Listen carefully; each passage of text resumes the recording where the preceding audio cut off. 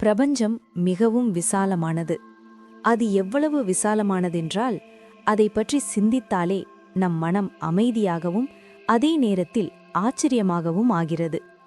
நாம தினமும் காலை எழுகிறோம், மூச்சு விடுகிறோம், நடக்கிறோம், பேசுகிறோம், சிந்திக்கிறோம். ஆனா இது எல்லாம் தானாகவே நடக்கிறது என்று நினைத்து சிந்திப்பது மிகவும் அரிது. நம்மை சுற்றி என்ன நடக்கிறதோ, நமக்கு என்ன கிடைக்கிறதோ, நாம் என்ன இழக்கிறோமோ அவை அனைத்தும் ஏதோ ஒரு விதத்தில் இந்த பிரபஞ்ச செயல்முறையின் ஒரு பகுதியே. ஆனா அதற்கு பிறகும் நாம் அடிக்கடி புகார் செய்கிறோம், கேள்விகள் கேட்கிறோம், நன்றி சொல்ல மறந்துவிடுகிறோம். சிந்தித்து பாருங்க, ஒரு மனிதர் நமது வாழ்க்கையில் சிறிதளவு உதவி செய்தாலே நாம் உடனே நன்றி என்று சொல்கிறோம். யாராவது நமக்கு ஒரு சிறிய பரிசு கொடுத்தாலும் நமது மனதில் நன்றியுணர்வு தோன்றுகிறது.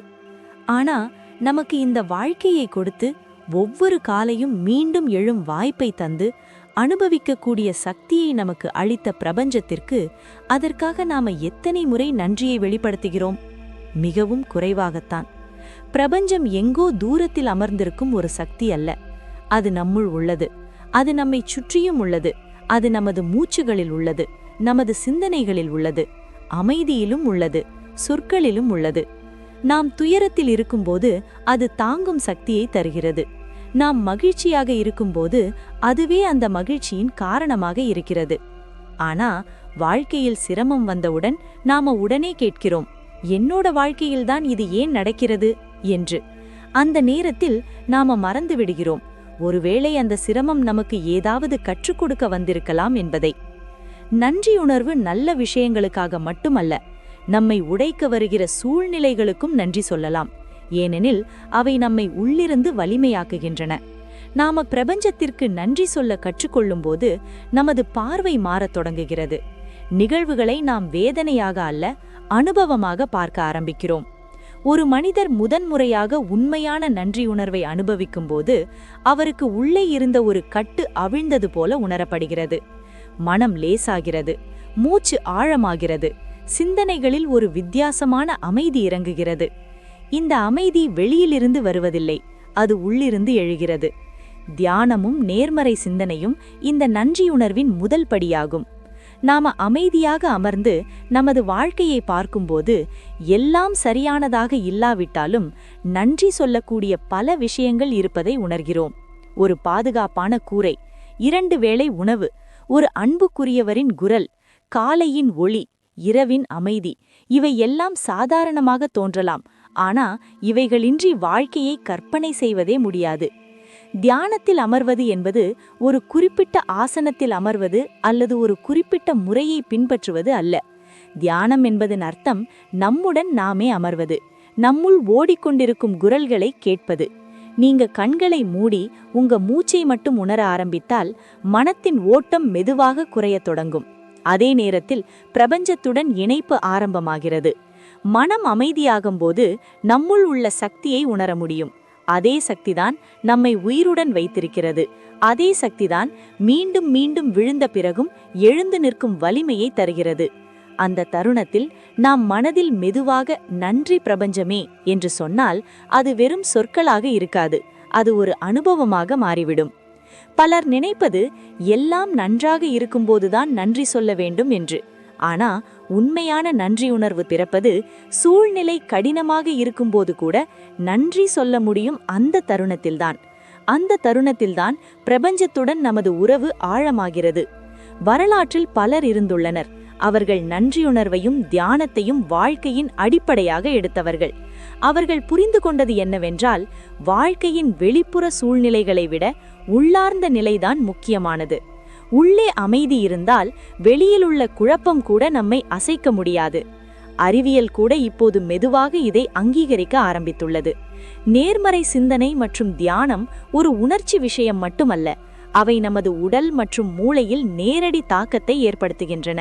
நாம் நன்றியுடன் இருக்கும்போது நமது மூளை சமநிலையும் திருப்தியும் தரும் ரசாயனங்களை செயல்படுத்துகிறது.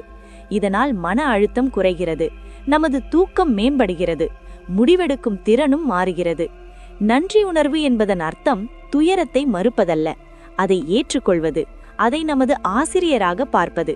ஒரு கடினமான சூழ்நிலையில் இருந்தபோதும் இதிலும் ஒரு பாடம் இருக்கலாம் என்று நாம சொன்னால் அதே நன்றியுணர்வே நமக்கு முன்னே செல்லும் திசையை காட்டும். ஒரு பெண் இருந்தாள். அவள் மிகவும் சாதாரணமான வாழ்க்கையை வாழ்ந்தாள். அவளிடம் பணமோ வசதிகளோ பெரிய அடையாளமோ எதுவும் இல்லை. ஆனா அவளிடம் ஒரு விஷயம் இருந்தது, நன்றியுணர்வு.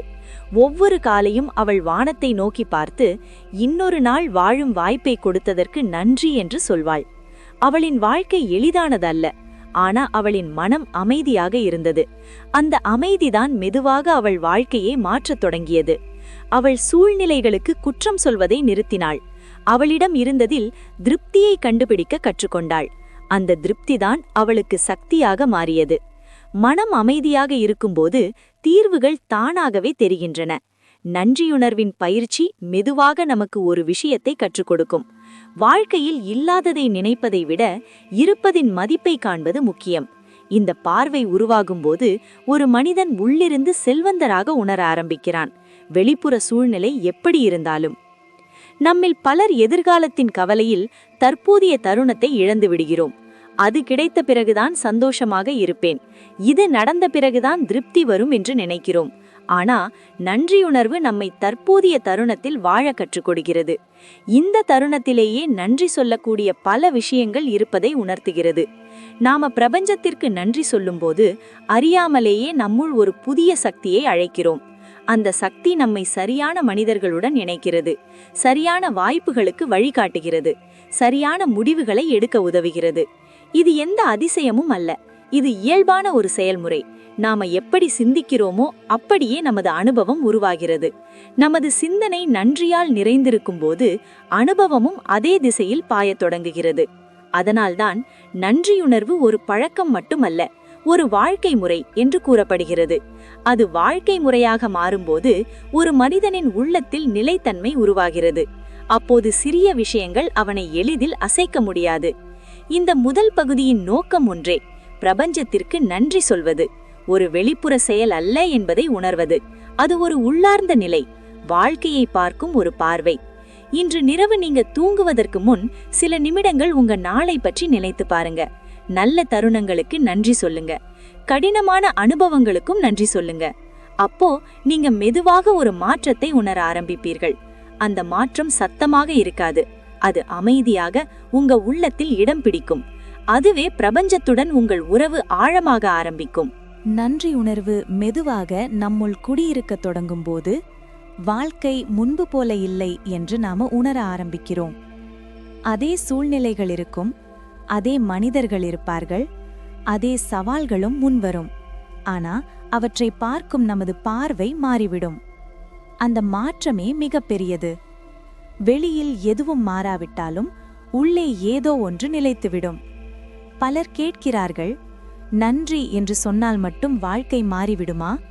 அதற்கான பதில் சொற்களில் இல்லை, அனுபவத்தில் இருக்கிறது.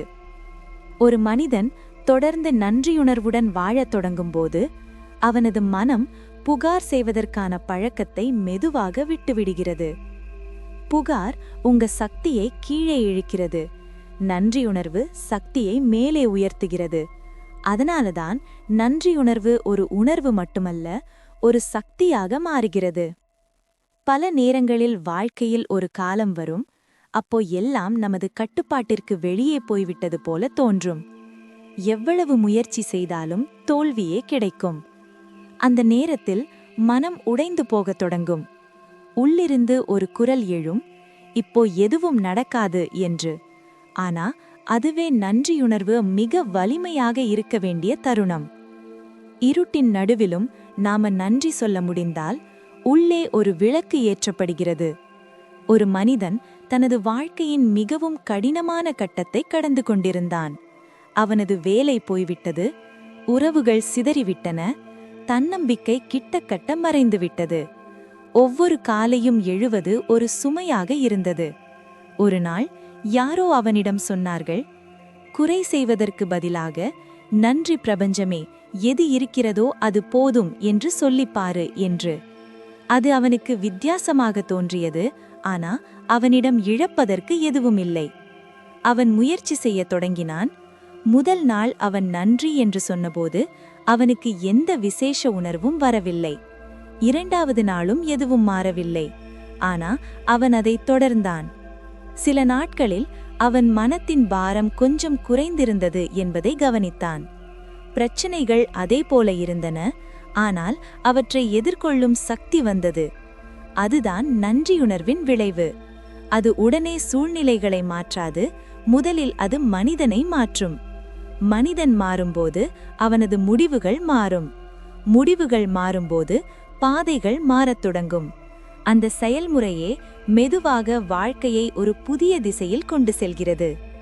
நன்றியுணர்வின் இன்னொரு ஆழமான பக்கம் என்னவென்றால், அது நம்மை தற்போதைய தருணத்துடன் இணைக்கிறது.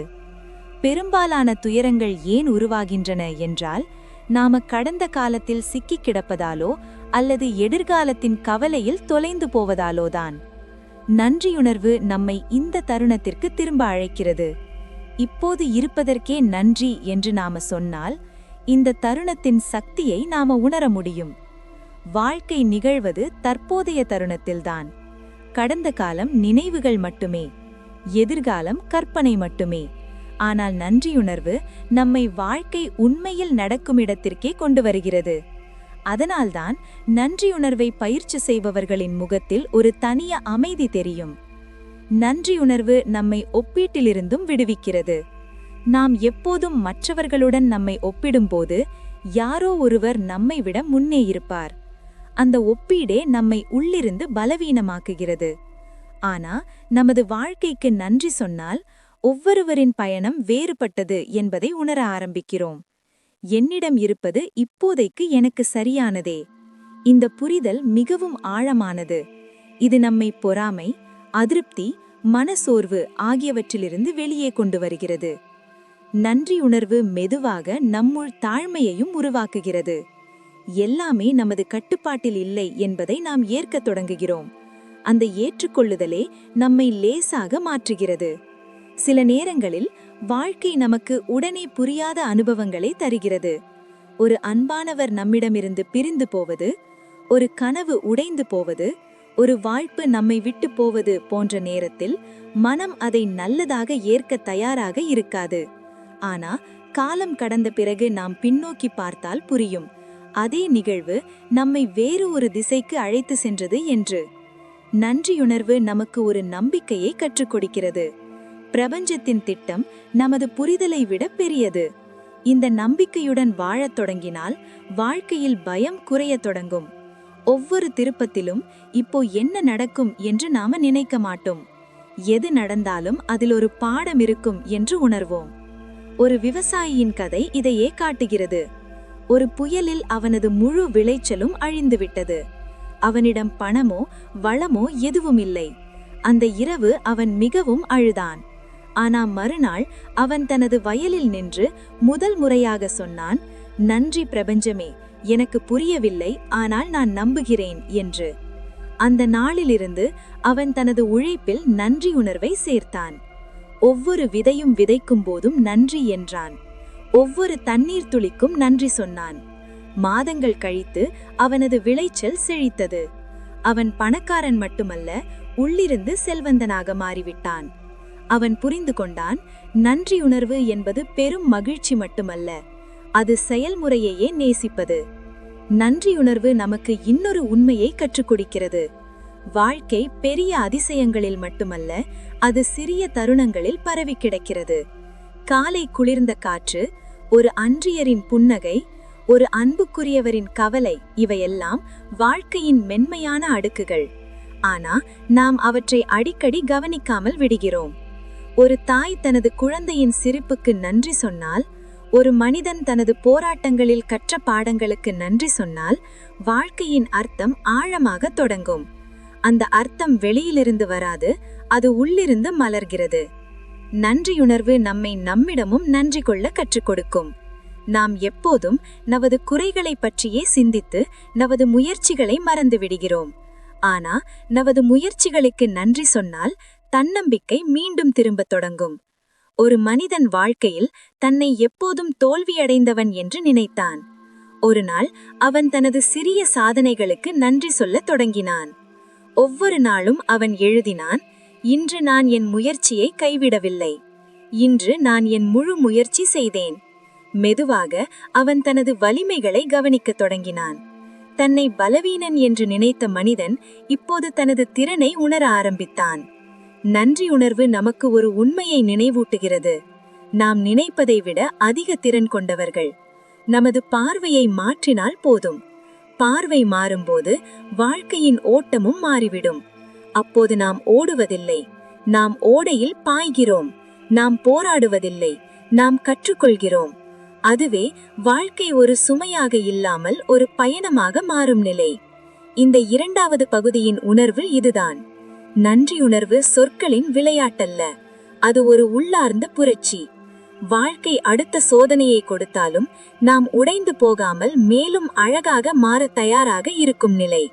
நீங்க தினமும் உங்கள் வாழ்க்கைக்கு நன்றி சொல்ல ஆரம்பித்தால் நீங்க தனியா இல்லை என்பதை உணர்வீங்க. பிரபஞ்சம் ஒவ்வொரு அடியிலும் உங்களுடன் நடந்து கொண்டிருக்கிறது. நன்றி பிரபஞ்சமே. இந்த வீடியோ உங்களுக்கு பிடித்திருந்தால் லைக் செய்யுங்க. மறக்காம பியாண்ட் தி யூனிவர்ஸ் சேனலை சப்ஸ்கிரைப் செய்யுங்க. அடுத்த வீடியோவில் சந்திக்கலாம். நன்றி.